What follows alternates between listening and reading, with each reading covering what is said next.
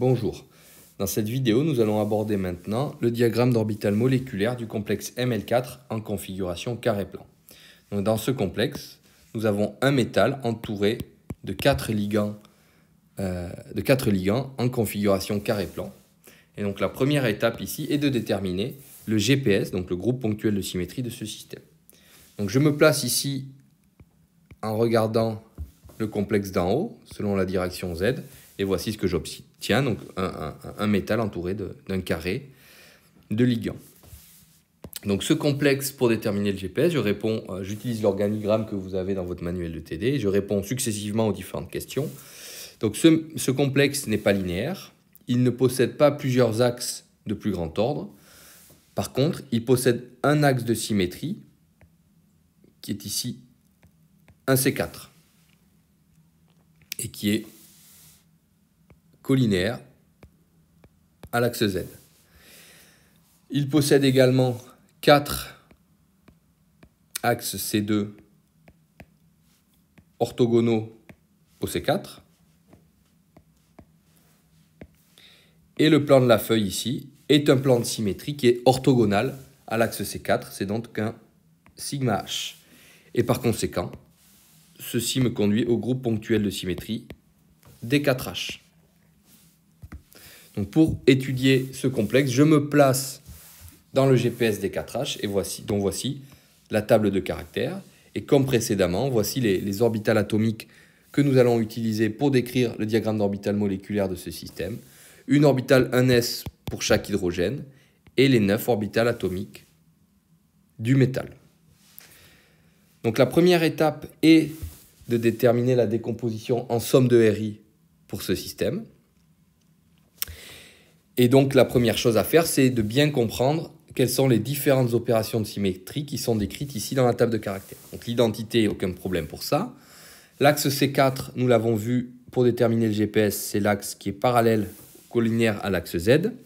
Par contre, ce qui est important de voir ici, c'est que vous avez un 2 devant le C4. Alors que nous savons qu'un C4 génère 3 opérations de symétrie, C4-1, C4-2 et C4-3.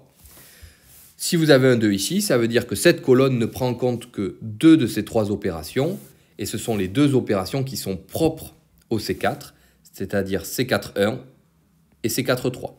Le C4-2, qui est une rotation, elle, de 180 degrés, est en fait décrite dans la 3e colonne au travers de ce C2. Donc ce C2, c'est la rotation de 180 degrés par rapport au C2 qui est collinéaire au C4. Nous avons ensuite des C2' et des C2 secondes. Par définition, les C2' contiendront un maximum d'atomes. Ce sont donc ces deux axes, C2', C2', qui contiennent le métal, mais également 2 ligands chacun. Et donc on a bien ici un 2 pour les deux axes. Nous avons ensuite les C2 secondes, qui eux contiennent, au contraire des C2', un minimum d'atomes. Ce sont donc les axes C2 qui sont ici. Ce sont des C2 secondes, C2 secondes. Et il y en a bien 2. Le centre d'inversion est situé au niveau du métal, ici. Le S4 est confondu avec le C4. Le sigma H, c'est le plan de la feuille ici, qui contient l'ensemble des atomes, c'est-à-dire l'ensemble des hydrogènes et le métal, et qui est donc orthogonal au C4, c'est donc bien un sigma H. Et enfin, au niveau des plans, nous avons 2 sigma V et 2 sigma D. Le sigma V contient l'axe C4, ce qui est aussi le cas pour les sigma D. Mais les sigma D sont, par définition, bisecteurs d'axe C2'. Par conséquent, ce plan-là et ce plan-là sont tous deux bisecteurs d'axe C2'. Par conséquent, ce seront les sigma D. Les sigma V, eh bien, ce sont les autres plans, ici et ici, qui sont, eux, bisecteurs des axes C2 secondes. Donc voici les deux sigma V. Et voilà, nous avons décrit ici l'ensemble des opérations de symétrie de ce système. Et donc nous savons à quoi correspond chaque opération de symétrie dans la colonne de la table de caractères. À partir de là, il est assez facile de déterminer les caractères de associés à chaque orbital et chaque opération pour le ligand, mais également pour le métal. Donc je ne décris pas en détail chaque entier présent dans ce tableau. Je vous laisse le faire vous-même. Voilà le résultat qui est assez simple à déterminer dans ce système. Et donc lorsque je réduis en somme de représentations irréductibles, j'obtiens pour les orbitales du ligand A1G plus EU plus B1G, et pour les orbitales atomiques du métal, 2A1G, EU, A2U, B1G, B2G, EG. Donc je peux retrouver ces représentations irréductibles en utilisant la table de caractères également, avec ici les représentations irréductibles des orbitales P, ici les représentations irréductibles de la S du métal et de la Z2, et ici les 4 représentations irréductibles pour les 4 orbitales atomiques D restantes du métal. Donc voilà l'analyse de symétrie pour ce complexe ML4 en configuration carré-plan. À partir de là, je peux aborder maintenant la réalisation du diagramme d'orbital moléculaire. Les orbitales moléculaires de fragments des ligands, je les connais, puisque nous les avons vus dans un chapitre précédent, le chapitre portant sur la méthode de Huckel simple. Et les orbitales atomiques du métal sont identiques à ce que nous avons fait pour le complexe ML6 octaédrique. Il n'y a que la symétrie des orbitales qui change. Une fois que nous avons placé ces orbitales et que nous avons indiqué leur représentation irréductible, nous voyons quelles orbitales peuvent interagir avec quelles orbitales, et voici la structure générale du diagramme obtenu. Donc nous allons avoir une interaction à une orbitale entre les orbitales de type B1G, ici B1G et B1G. Nous avons deux orbitales EU ici et deux orbitales EU ici qui vont interagir ensemble pour donner deux orbitales dégénérées liantes, deux orbitales dégénérées antiliantes. Et nous avons une interaction à trois orbitales A1G, ici la totalement liante de H4 avec l'AS et la DZ2 du métal, qui vont donner une orbitale totalement liante, une orbitale totalement liante et une orbitale globalement non liante, légèrement antiliante, mais globalement, encore une fois, non liante. Et nous avons ensuite quatre orbitales qui n'interagissent avec personne, les orbitales de symétrie EG et B2G pour les orbitales D du métal, qui vont donc conduire à trois orbitales D totalement non liantes, et l'orbitale PZ du métal également, qui n'interagit avec personne puisqu'elle est la seule de symétrie A2U. Donc je représente ici la même chose en rajoutant des couleurs pour que ce soit plus visible. Donc en rouge, les orbitales provenant de l'interaction entre les niveaux EU. En noir, l'interaction à trois orbitales de symétrie A1G. En bleu, l'interaction entre les orbitales de symétrie B1G. Et reste en noir, donc les quatre orbitales moléculaires non liantes, purement métalliques. Donc les trois orbitales purement D et l'orbitale seule qui provient de l'orbitale PZ du métal. Donc je représente ici les différentes orbitales moléculaires obtenues. Donc la totalement liante a un coefficient beaucoup plus important sur les orbitales des ligands, comme précédemment. Et nous avons au centre une combinaison linéaire entre l'orbitale DZ2 et l'orbitale S du métal. Pour cette 1 à 1G, qui doit être totalement liante, l'interaction Z2 avec les orbitales du ligand et l'orbitale S et les orbitales du ligand doivent toutes deux être liantes. Par conséquent, ce qui va se passer, c'est que nous allons avoir l'anneau de la DZ2 qui va être beaucoup plus important, très marqué, alors que les deux lobes ici, en haut et en bas, eux vont être relativement petits du fait de la somme de deux fonctions de signes opposés. C'est pour ça que j'ai représenté en gros ici l'anneau, alors que les deux lobes sont beaucoup plus petits.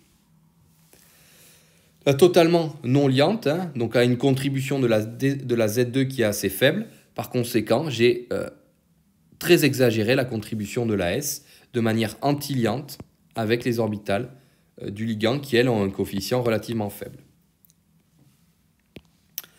Au niveau de la non liante, hein, donc de la 2A1G ici, nous avons une contribution qui va être liante entre l'orbital du ligand, donc la A1G ici du ligand, et l'orbital S. Par contre, une contribution anti-liante entre l'interaction de la DZ2 et l'orbital du ligand.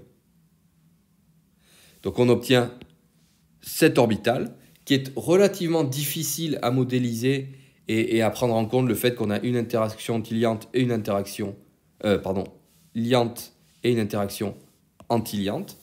Par conséquent, la façon de la représenter la plus conventionnelle, c'est de représenter une Z2 qui a un coefficient assez marqué et qui est anti-liante avec les orbitales du ligand, l'orbital du ligand.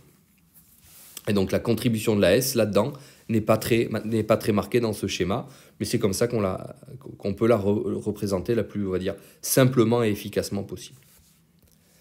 Voici pour les deux orbitales de symétrie B1G, donc qui est une interaction relativement simple à représenter, avec pour la liante un faible coefficient sur le métal et un fort coefficient sur les orbitales du ligand, et au contraire sur l'antiliant un fort coefficient sur le métal et des faibles coefficients sur le ligand. Donc, vous voyez déjà que j'ai fait une erreur ici dans ma représentation, puisque celle-ci, je l'ai représentée liante.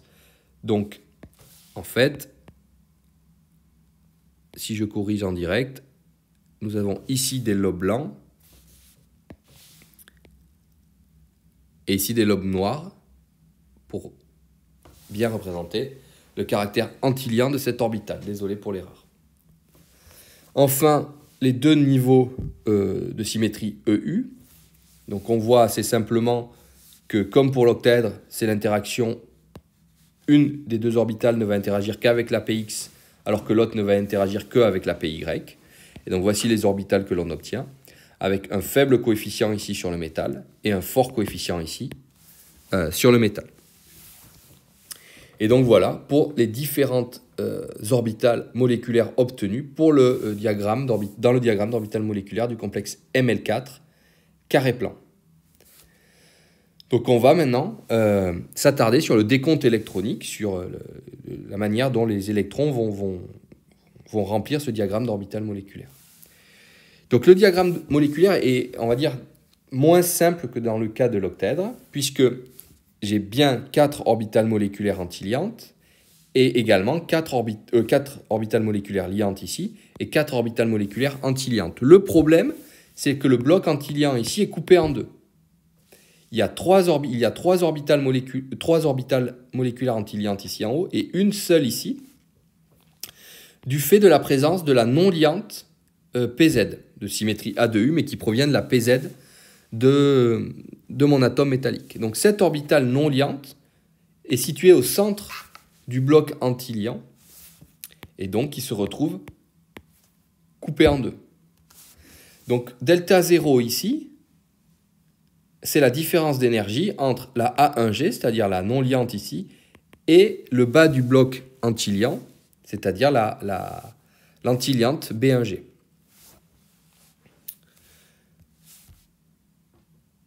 Le bloc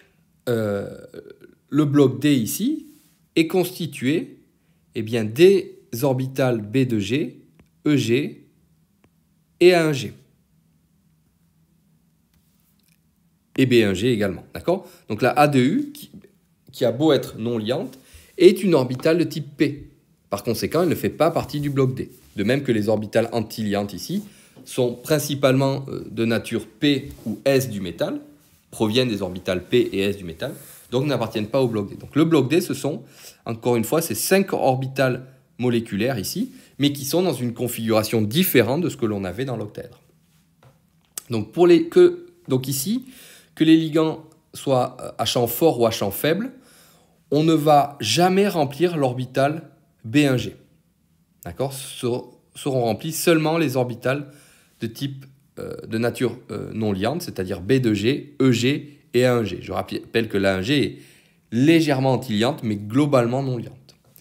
Donc, pour remplir entièrement ces orbitales, il me faut 8 électrons. Donc, on aura, dans ce cas-là, un complexe de configuration dans lequel le métal est de configuration D8, avec 2 électrons dans la B2G, 4 dans la EG et 2 dans la A1G. Et dans ce cas-là, on obtiendra un complexe à 16 électrons diamagnétique. Pour un complexe Ml4 carré plan, il ne sera pas possible d'obtenir un complexe à 18 électrons. Pourquoi ?